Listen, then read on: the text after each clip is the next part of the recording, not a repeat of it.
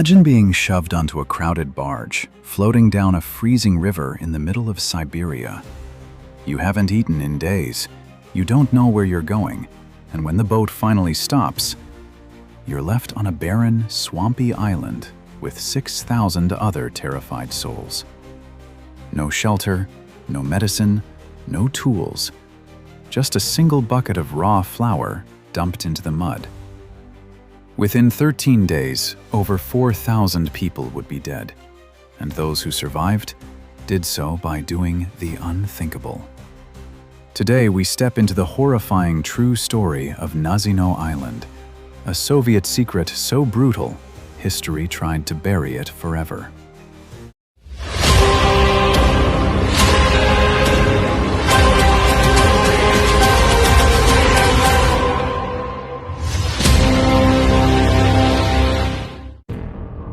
In the spring of 1933, Joseph Stalin and his secret police chief, Genrikh Yagoda, launched a radical initiative, the Grand Plan.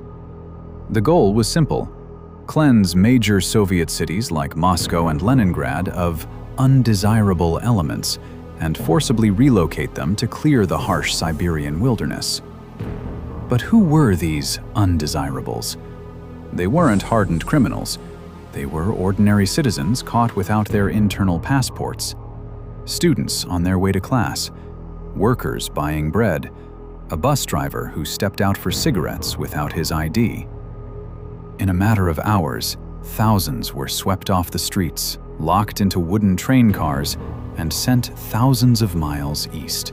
Packed like cattle for weeks with barely any food or water, hundreds died before even reaching Siberia. But the true nightmare was only just beginning.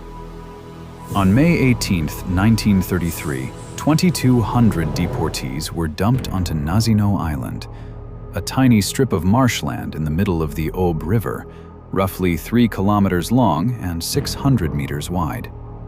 A few days later, another 4,000 arrived. There were no buildings, no trees for shelter, just frozen mud and relentless rain. And to make matters worse, Soviet officials sent almost no supplies. No cooking pots, no axes, no blankets. Armed guards set up posts along the shore with strict orders: shoot anyone who tries to swim across the freezing river. The deportees were completely trapped. On the 4th day, the guards finally distributed food: 20 tons of raw rye flour.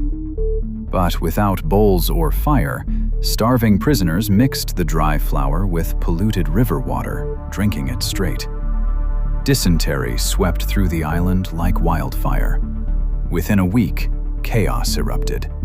Bands of criminal factions began terrorizing the weak, stealing their clothes and flour rations. Desperate prisoners stripped bark from willow trees to eat. Others resorted to eating moss and grass. A Soviet official later wrote in a secret report, "People were dying everywhere. They burned alive in their sleep, trying to stay warm near fires. And then, the corpses began to lose their flesh." Starvation had broken the human spirit.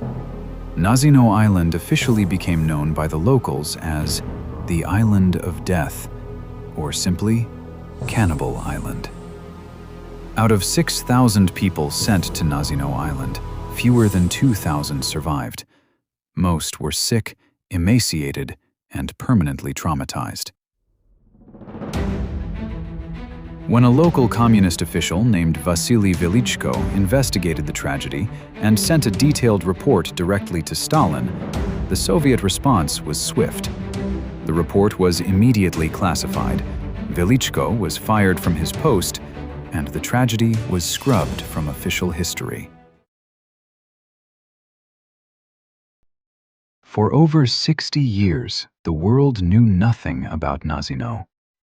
It wasn't until the fall of the Soviet Union in the 1990s that secret archives opened, revealing the full horror of what took place on those muddy shores in 1933.